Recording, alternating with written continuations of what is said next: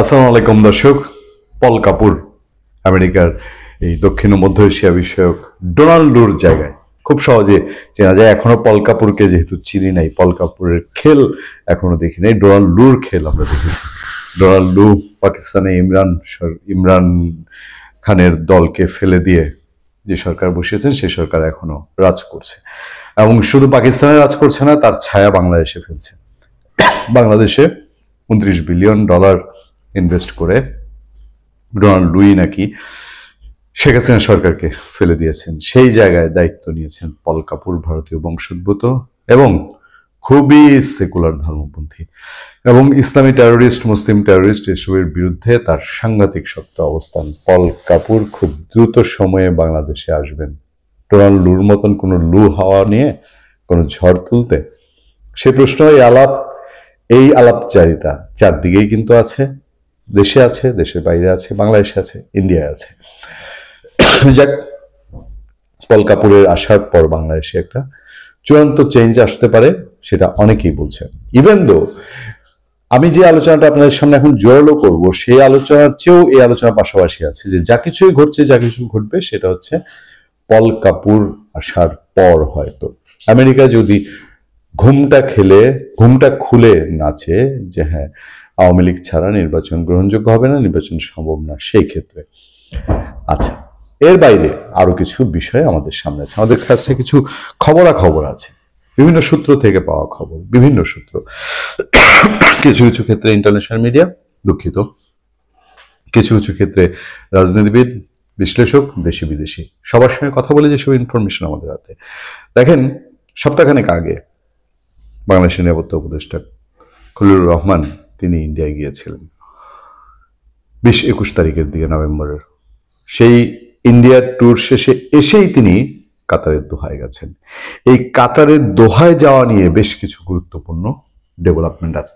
কাতারের দোহায় তিনি কোথায় গিয়েছেন, কার সঙ্গে গিয়েছেন, যেসব সূত্রের খবর, সেসব সূত্রের খবরে বলা হচ্ছে সেখানে ভারত, আমেরিকা এবং কাতারের গোয়েন্দা সংস্থার সাবেক একজন ঊর্ধ্বতন কর্মকর্তা, তাদের সঙ্গে কি গভীর এবং জটিল কিছু বিষয়ে খলিলুর রহমানের কথা হয়েছে, যে কথাগুলো তার অজিত দোভালের সঙ্গে উঠেছিল, যেগুলো সম্পর্কে বাংলাদেশের মানুষ এখন পর্যন্ত জানে না। যে দোভালের সঙ্গে দীর্ঘ মিটিংয়ে কি কি আলোচনা হয়েছে, ভারত কি বাংলাদেশের ভেতরে সন্ত্রাসবাদ বা জঙ্গিবাদের উত্থান নিয়ে তার কোনো অবস্থান, যেগুলো তার মিডিয়া তাকে বলেছে, সেগুলো কি বাংলাদেশের হাতে তুলে দিয়েছে কিনা, খলিলুর রহমানের হাতে তুলে দিয়েছে কিনা।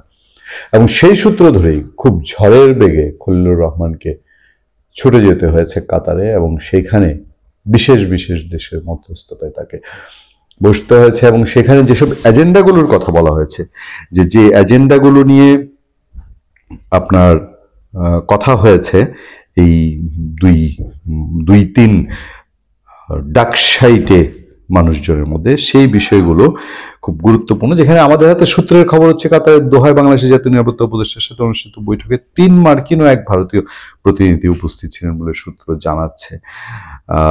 সেখানে আলোচিত বিষয়গুলোর মধ্যে তারেক রহমানের ফেরা, বেগম খালেদা জিয়ার অনুপস্থিতিতে বিএনপির অবস্থান মূল্যায়ন ও আওয়ামী লীগের পুনর্বাসনে করণীয় বিষয়াদি আলোচিত হয়েছে মর্মে বিভিন্ন সূত্র থেকে আভাস দিচ্ছে। প্রসঙ্গ উঠেছে বাংলাদেশের সঙ্গে চীনের সম্পর্ক, চীন থেকে অস্ত্র কেনা, সেটার বিকল্প হিসেবে বেশ কয়েকটা দেশের কথা বলা হয়েছে, সেগুলো নিয়ে ভারতের আবার মত অমতের কিছু বিষয়ের কথা তুলে ধরা হয়েছে। এসব নিয়ে সবচেয়ে বেশি আলোচিত ইস্যু হলো যে ভারত বাংলাদেশে আওয়ামী লীগবিহীন নির্বাচন কতটা মেনে নেবে। আপনারা জানেন যে এর মধ্যেই আলোচনা হচ্ছে ভারত কোনো অবস্থাতেই আওয়ামী লীগবিহীন নির্বাচন ভারত মেনে নেবে না, এবং শেখ হাসিনাকে দেশে ফেরানোর ব্যাপারেও ভারতের কোনো রকম ন্যূনতম কোনো ধরনের কোনো আগ্রহ নেই। এই যদি সিচুয়েশন হয়, তাহলে বাংলাদেশে কি করতে আছে? বাংলাদেশে কি এমন কিছু করতে আছে যে আকাশে বাতাসে এমন খবর আছে খুব দ্রুততার সাথে উপদেষ্টা পরিষদের আবার একটা জরুরি বৈঠক বসতে পারে বাংলাদেশে, এবং যেই জরুরি বৈঠকে আওয়ামী লীগের শর্ত সাপেক্ষে নিষেধাজ্ঞা তুলে নেওয়া হতে পারে, এ ধরনের আলাপ উঠতে পারে। অথবা এমন কোনো প্রেক্ষাপট কি তৈরি হচ্ছে যে আওয়ামী লীগের একেবারে টপ যারা, বা এই ধরনের সিচুয়েশন যে আওয়ামী লীগের যাদের এই পল কাপুর আসা পর্যন্ত যাদের মানে এইরকম শর্ত থাকবে না, কিন্তু অলিখিত শর্ত যে পল কাপুর আসা পর্যন্ত আওয়ামী লীগের যাদের শীর্ষ নেতৃত্বের বিচার হয়ে যাবে, যারা সাজার সম্মুখীন হবে, তাদের বাদ দিয়ে আমি আপনাদেরকে আরো একজনের একটা খবরের দিকে একটু মনোযোগ দিব, আপনারা চেষ্টা করবেন ধরার জন্য। আপনারা জানেন যে এই সরকারের খুবই ভালো বিচরণ নুরুল হক নুরু, তার এই গণঅধিকার পরিষদের সভাপতি, তার এই সরকারের সঙ্গে ভালো একটা আন্ডারস্ট্যান্ডিং আছে। এই সরকার তাকে স্নেহ করে, তাকে বিভিন্ন সুযোগ সুবিধা দেয়।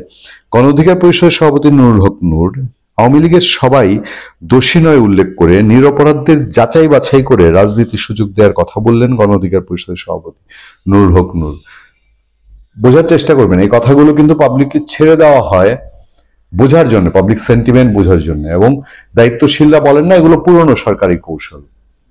একেবারে দায়িত্বশীলরা না বলে সংশ্লিষ্ট, তাদের সংশ্লিষ্ট কাউকে দিয়ে বলানো। যাচাই বাছাইয়ের সুযোগ দেওয়ার কথা বললে আওয়ামী লীগের সবাই দোষী নয় উল্লেখ করে নিরাপরাধদের যাচাই বাছাই করে রাজনীতির সুযোগ দেওয়ার কথা বললেন গণঅধিকার পরিষদের সভাপতি নুরুল হক নূর। শুক্রবার বিকেলে রাজধানীর ডেমরা স্টাফ কোয়ার্টারে আয়োজিত ঢাকা 5 আসনের প্রার্থী পরিচিতি ও সমাবেশে কথা বলেন তিনি।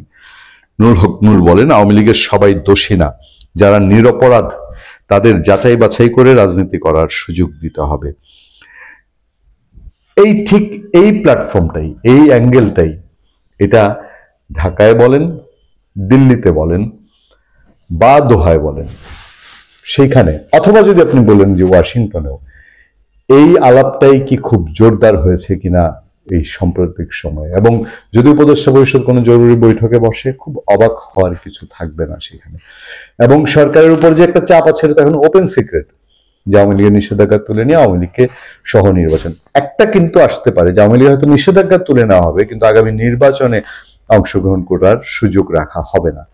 এটাও হতে পারে, এটাও খুব অস্বাভাবিক কিছু না। ধরেন তফসিল ঘোষণা হলো, নির্বাচনের সবকিছুই, নির্বাচন ঘনিয়ে আসলো, আওয়ামী লীগের নিষেধাজ্ঞা তুলে নেওয়া হলো, কিন্তু আওয়ামী লীগ এই নির্বাচনে আওয়ামী লীগ অংশগ্রহণ করতে পারলো না। এটাও কিন্তু রাজনীতির একটা সাংঘাতিক রকম আলাপ সালাপ চলছে। যাক, অনেক কিছুই আপনারা বুঝতে পারছেন, দুঃখিত, দেশে, দেশের ভেতরে, দেশের বাইরে, ঢাকায়, দিল্লিতে, দোহায়, ওয়াশিংটন, ওই আওয়ামী লীগ সূত্র, -2, -3, খালেদা জিয়া, তারেক রহমান, শেখ হাসিনা বিহীন আওয়ামী লীগ, এই সবকিছু মিলিয়ে এখন পর্যন্ত খিচুড়ি পাকেনি, কিন্তু বহু অ্যাঙ্গেলে আওয়ামী লীগের নিষেধাজ্ঞা তুলে নেওয়ার ব্যাপার সেগুলো ডালপালা ছড়াচ্ছে, এবং আস্তে আস্তে এটা ম্যাচুরিটির দিকে যাচ্ছে বলেই সংশ্লিষ্টরা মনে করছেন। ভালো থাকবেন, সুস্থ থাকবেন। আপনাদের সাথে আমি আতিক রহমান, পূর্ণিয়া।